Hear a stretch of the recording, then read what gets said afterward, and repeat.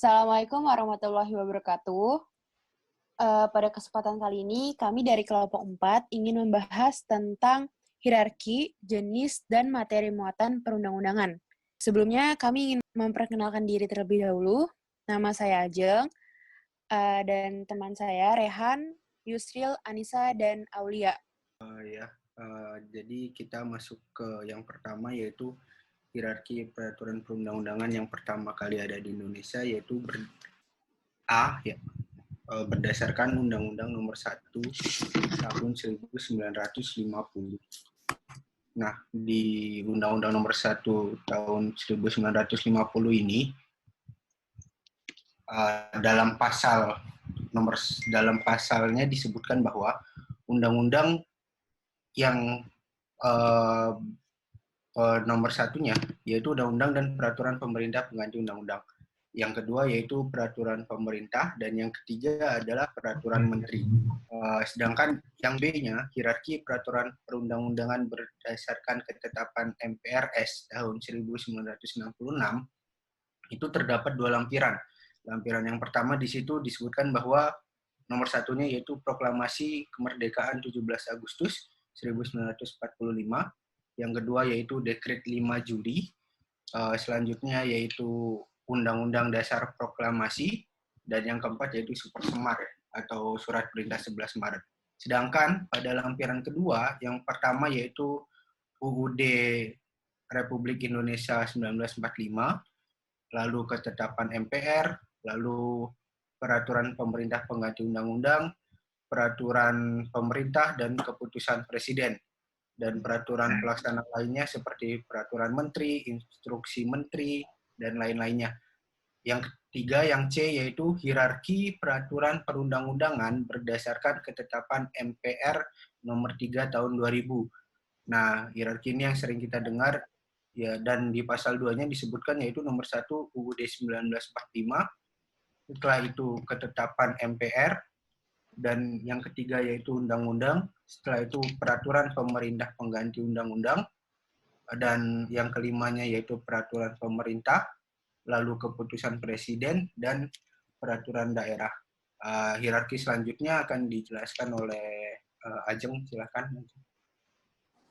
Baik, selanjutnya ada hierarki peraturan perundang-undangan berdasarkan Undang-Undang Nomor 10 Tahun 2004. Perubahan keempat Undang-Undang Dasar 1945, rancangan undang-undang tersebut disatukan dan diundangkan menjadi Undang-Undang Nomor 10 Tahun 2004 tentang pembentukan peraturan perundang-undangan yang dinyatakan mulai berlaku pada tanggal 1 November 2004. Dalam undang-undang tersebut dinyatakan pula tentang jenis dan hierarki peraturan perundang-undangan dalam pasal 7 yang dirumuskan sebagai berikut. Ayat 1, jenis dan hierarki peraturan perundang-undangan adalah sebagai berikut. A. Undang-Undang Dasar Negara Republik Indonesia tahun 1945. B. Undang-undang atau peraturan pemerintah pengganti undang-undang. C. Peraturan pemerintah. D. Peraturan presiden. E. Peraturan daerah. Ayat 2-nya, peraturan daerah sebagaimana dimaksud pada ayat 1, huruf E meliputi A. Peraturan daerah provinsi dibuat oleh DPR daerah provinsi bersama gubernur. B. Peraturan daerah kabupaten atau kota dibuat oleh DPR daerah kabupaten kota bersama bupati wali kota. C. Peraturan desa peraturan yang setingkat dibuat oleh Badan Perwakilan Desa atau nama lainnya bersama dengan kepala desa. Selanjutnya ada hierarki peraturan perundang-undangan berdasarkan Undang-Undang Nomor 12 Tahun 2011. Undang-Undang Nomor 12 Tahun 2011 ini terbentuk dan menggantikan Undang-Undang Nomor 10 Tahun 2004. Hierarki peraturan perundang-undang pun mengalami perubahan sebagaimana disebutkan pasal 7 Undang-Undang Nomor 12 Tahun 2011 yang berbunyi sebagai berikut. Ayat 1, jenis dan hierarki peraturan perundang-undangan terdiri atas A. Undang-Undang Dasar Negara Republik Indonesia 1945. B. Ketetapan MPR. C. Undang-Undang, peraturan pemerintah pengganti undang-undang. D. Peraturan pemerintah. E. Peraturan Presiden, F. Peraturan daerah provinsi, dan G. Peraturan daerah kabupaten kota. Selanjutnya materinya akan dilanjutkan oleh Rehan. Baik, selanjutnya mengenai jenis peraturan perundang-undangan, terutama terbagi menjadi dua, yaitu ada peraturan perundang-undangan di tingkat pusat dan di tingkat daerah. Mengapa di tingkat pusat? Itu karena pertama, peraturan perundang-undangan yang dibuat oleh organ lembaga negara yang kedudukannya di tingkat pusat, seperti DPR, Dewan Perwakilan Rakyat, bersama Presiden. Nah, itu produk perundang-undangan di tingkat pusat ini, dia berlaku pula kepada seluruh masyarakat Indonesia tanpa terkecuali, sifatnya nasional. Maka dari itu disebut di tingkat pusat. Pertama, produk perundang-undangan yang paling dasar menjadi sumber dari segala produk perundang-undangan yang lainnya adalah Undang-Undang Dasar 1945. Jadi, Undang-Undang Dasar 1945 ini merupakan sumber atau landasan bagi seluruh produk perundang-undangan yang berada di bawahnya, sebagaimana yang telah diterangkan sebelumnya, bahwa ada hierarki peraturan perundang-undangan. Berkenaan dengan itu, semua produk perundang-undangan yang berada di bawah Undang-Undang Dasar 1945 tidak boleh bertentangan isinya, materi muatannya dengan Undang-Undang Dasar 1945. Dengan kata lain, Undang-Undang Dasar 1945 menjadi norma dasar, menjadi pegangan menjadi rujukan bagi peraturan perundang-undangan yang berada di bawahnya. Dalam peraturan perundang-undangan yang pertama ini, Undang-Undang Dasar 1945 memuat mengenai norma-norma yang bersifat umum dan general. Seperti yang kita ketahui bersama, di dalamnya ada mengenai wewenang lembaga-lembaga negara tertentu, terus ada juga kedudukan presiden sebagai kepala negara dan kepala pemerintahan dan sebagainya.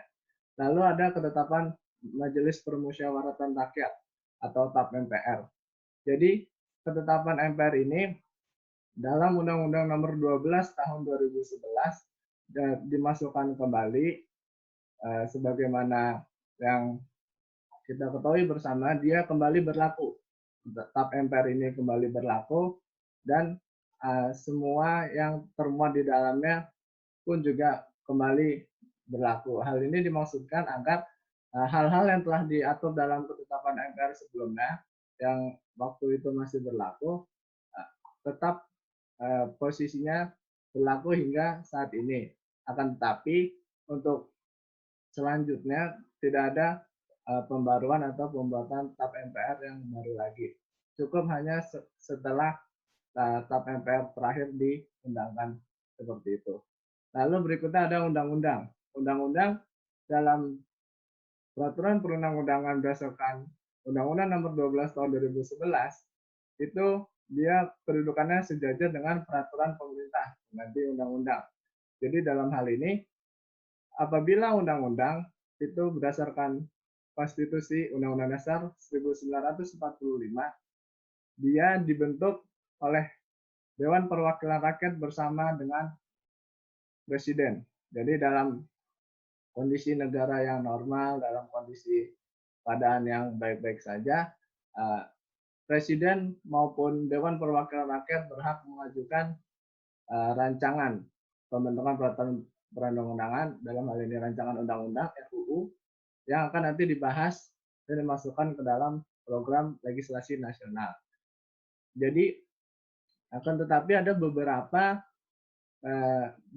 perbedaan yang sifatnya mendasar dari kedua produk perundang-undangan ini. Jika undang-undang dibuat berdasarkan kondisi yang baik-baik saja atau dalam kondisi yang normal, sedangkan peraturan pemerintah pengganti undang-undang dibuat oleh presiden. Jadi presiden dalam menilai kondisi dalam negara Indonesia terdapat ada kegentingan yang memaksa, presiden berhak mengeluarkan peraturan pemerintah pengganti undang-undang. Jadi dalam hal pengeluaran peraturan pemerintah pengganti undang-undang, Presiden boleh atau berhak mengeluarkan terlebih dahulu, lalu kemudian meminta persetujuan dari Dewan Perwakilan Rakyat. Dalam hal ini, Dewan Perwakilan Rakyat memiliki dua opsi, bisa menerima dan bisa juga menolak. Lalu setelah peraturan pemerintah pengganti undang-undang ditetapkan dan berlaku, itu pada masa periode sidang DPR berikutnya, DPR akan membahasnya lalu menetapkannya apakah menjadi undang-undang atau tidak. Seperti contohnya undang-undang atau peraturan pemerintah pengganti undang-undang nomor 1 tahun 2020. Di situ Presiden menilai ada kegentingan yang memaksa yang terjadi di negara Indonesia, yaitu wabah virus COVID-19. Jadi Presiden yang menilai apakah kondisi tersebut berhak dikeluarkan Perpu atau tidak. Atau contoh yang lain, peraturan pemerintah pengganti undang-undang tentang terorisme atau tentang ormas, itu semua kuncinya atau tonggak pembuatannya ada di tangan Presiden. Lalu berikutnya ada peraturan pemerintah. Peraturan pemerintah ini sifatnya lebih operasional.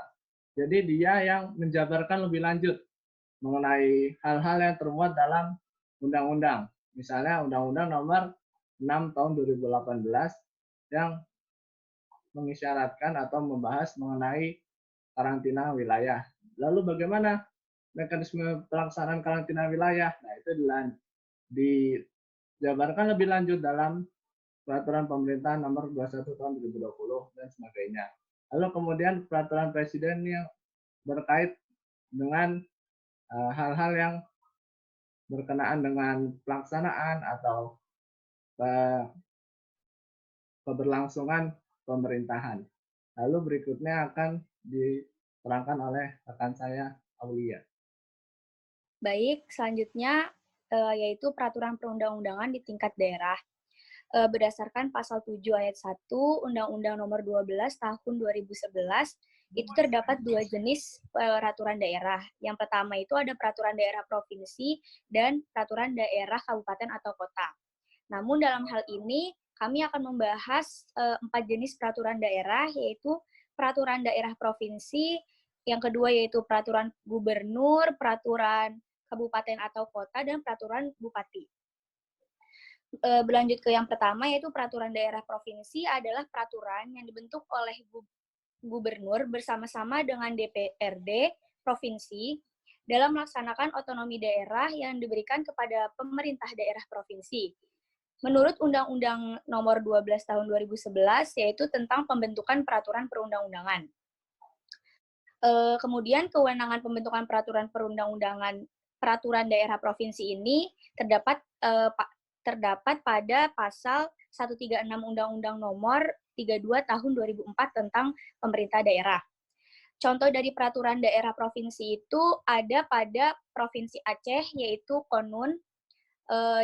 Terus selanjutnya ada juga dari Provinsi Papua dan Provinsi Papua Barat, yaitu peraturan daerah khusus atau Perdasus dan peraturan daerah provinsi atau Perdasi. Selanjutnya yang kedua yaitu peraturan gubernur atau kepala daerah provinsi. Peraturan gubernur adalah peraturan perundang-undangan di daerah yang merupakan peraturan pelaksanaan dari peraturan daerah provinsi dibentuk berdasarkan pasal 146 Undang-Undang Nomor 32 Tahun 2004 tentang pemerintah daerah. Selanjutnya yang ketiga ada peraturan daerah kabupaten atau kota. Peraturan daerah kabupaten atau kota yaitu peraturan yang dibentuk oleh bupati atau wali kota bersama-sama dengan DPRD kabupaten atau kota dalam melaksanakan otonomi daerah yang diberikan kepada bupati dan wali kota dan DPRD kabupaten atau kota. Kewenangan pembentukan daerah kabupaten ini terdapat pada pasal 136 Undang-Undang Nomor 32 Tahun 2004 tentang pemerintah daerah. Dan di dalamnya itu juga terdapat wewenang dan wewenang untuk mengatur suatu daerah tersebut, gitu ya. Selanjutnya yang keempat itu ada peraturan bupati atau wali kota. Peraturan bupati atau wali kota adalah peraturan perundang-undangan yang merupakan peraturan pelaksanaan dari peraturan daerah, kabupaten, atau kota yang dibentuk berdasarkan pasal 146 Undang-Undang Nomor 32 Tahun 2004. Jadi kewenangannya itu dilimpahkan dari peraturan daerah, kabupaten, atau kota, ataupun aturan yang urusan-urusan dalam rangka tugas pembantuan. Selanjutnya akan disampaikan oleh teman saya mengenai tentang materi muatan peraturan perundang-undangan, yaitu Anissa. Iya, selanjutnya saya akan menjelaskan terkait dengan materi muatan daripada peraturan perundang-undangan, dimulai dari Undang-Undang Dasar, TAP MPR, Undang-Undang, PP, Perpres, Perda Kabupaten, dan Perda Provinsi. Yang pertama adalah Undang-Undang Dasar. Menurut Sri Sumantri, materi muatan daripada Undang-Undang Dasar terdiri dari 3. Yang pertama itu adanya jaminan hak asasi manusia, yang kedua adanya susunan ketatanegaraan suatu negara, dan yang ketiga adanya pembagian dan pembatasan susunan ketatanegaraan. Jaminan hak asasi manusia ini telah diatur di dalam Undang-Undang Dasar pada babnya tersendiri. Yang kedua adalah susunan ketatanegaraan suatu negara telah diatur di dalam pasal 1 Undang-Undang Dasar 1945, dan pembagian dan pembatasan susunan ketatanegaraan itu dapat kita lihat di dalam bab MPR, DPR, Presiden, DPD, dan sebagainya. Yang kedua adalah TAP MPR. TAP MPR ini terdiri dari ketetapan daripada lembaga MPR itu sendiri. Nah, yang ketiga adalah undang-undang. Undang-undang ini terdiri dari 5 materi muatan. Yang pertama ini adalah lanjutan daripada Undang-Undang Dasar, yang kedua adanya perintah daripada undang-undang, yang ketiga adanya ratifikasi, yang keempat adanya dari putusan Mahkamah Konstitusi, dan yang kelima disesuaikan melalui kebutuhan masyarakat. Yang pertama adanya lanjutan daripada Undang-Undang Dasar. Itu merupakan amanah langsung daripada Undang-Undang Dasar. Yang kedua adanya perintah daripada undang-undang. Ini contohnya itu ketika misalnya Undang-Undang A menjelaskan secara komprehensif, lalu Undang-Undang A ini menurunkan lebih spesifik untuk diturunkan kepada Undang-Undang B. Nah, yang ketiga ini adalah ratifikasi. Ratifikasi ini berdasarkan perjanjian atau konvensi internasional. Contohnya itu adalah Indonesia itu mengikuti Perserikatan Bangsa-Bangsa yang pada saat itu membahas terkait dengan perjanjian UNCIC atau United Nations Convention Against Corruption, yang mana akhirnya dari perjanjian tersebut Indonesia meratifikasinya melalui Undang-Undang Nomor 27 Tahun 2006 tentang pengesahan United Nations Convention Against Corruption 2003 atau Konvensi Perikatan Bangsa-Bangsa Anti Korupsi pada tahun 2003 itu sendiri. Yang keempat adalah melalui putusan Mahkamah Konstitusi. Di setiap putusan Mahkamah Konstitusi, di dalam putusannya itu sering terdapat frasa bahwa Mahkamah Konstitusi ini mengamanatkan kepada lembaga legislasi untuk membuat tindak lanjut daripada Undang-Undang Dasar, misalnya lanjutan daripada Undang-Undang itu sendiri. Nah, yang kelima ini adalah kebutuhan masyarakat, karena hukum itu pasti selalu mengikuti dinamika perubahan hidup masyarakat. Makanya hukum pasti diikuti oleh perkembangan kehidupan masyarakat. Contohnya misalnya hadirnya Undang-Undang ITE. Undang-Undang ITE ini hadir karena perkembangan teknologi, khususnya pada penggunaan internet. Indonesia itu memiliki saya mendapatkan data dari Kominfo itu pada tahun 2016 itu pengguna internet di Indonesia itu mencapai 9,6 juta, dan 7,6-nya itu menggunakan layanan konsumen online, sehingga diperlukan adanya Undang-Undang ITE untuk mengakomodir daripada sektor e-commerce ini. Yang kedua, adanya Perpu, Peraturan Pemerintah Pengganti Undang-Undang, yang mana materi muatannya ini merupakan tindak lanjut daripada undang-undang itu sendiri. Yang ketiga adalah Peraturan Pemerintah, merupakan pelaksana daripada undang-undang. Contohnya itu bisa kita lihat di dalam Undang-Undang Nomor 39 Tahun 2009 tentang Kawasan Ekonomi Khusus, yang mana undang-undang ini menurunkan tindak lanjutnya melalui Peraturan Pemerintah Nomor 50 Tahun 2014 tentang Kawasan Ekonomi Khusus Marotai, yang mana dalam poin mengingatnya menyebutkan bahwa ini merupakan turunan daripada Undang-Undang Nomor 39 Tahun 2009 yang telah saya sebutkan tadi. Yang selanjutnya adalah Peraturan Presiden. Peraturan Presiden ini terdiri dari 3 materi muatan. Yang pertama itu perintah daripada undang-undang, perintah dari peraturan pemerintah, dan penyelenggaraan daripada pelaksanaan pemerintahan. Nah, dan ada sedikit tambahan, kalau misalnya peraturan pemerintah pengganti undang-undang ini dilaksanakan karena adanya ihwal kegentingan yang memaksa diatur dalam undang-undang dasar, sehingga presiden memang berhak untuk menetapkan adanya suatu perpu. Nah, selanjutnya itu yang terakhir adalah peraturan daerah, terdiri dari peraturan daerah provinsi dan kabupaten, yang mana materi muatan ini berisi hal-hal yang memuat aturan otonomi daerah dan diatur pada peraturan yang lebih tinggi di atasnya. Sekian, selanjutnya akan dilanjutkan oleh host. Sekian presentasi dari kami. Apabila teman-teman ada yang ingin bertanya, silakan teman-teman bertanya di kolom komentar yang kami sediakan. Kurang lebihnya mohon maaf. Wassalamualaikum warahmatullahi wabarakatuh.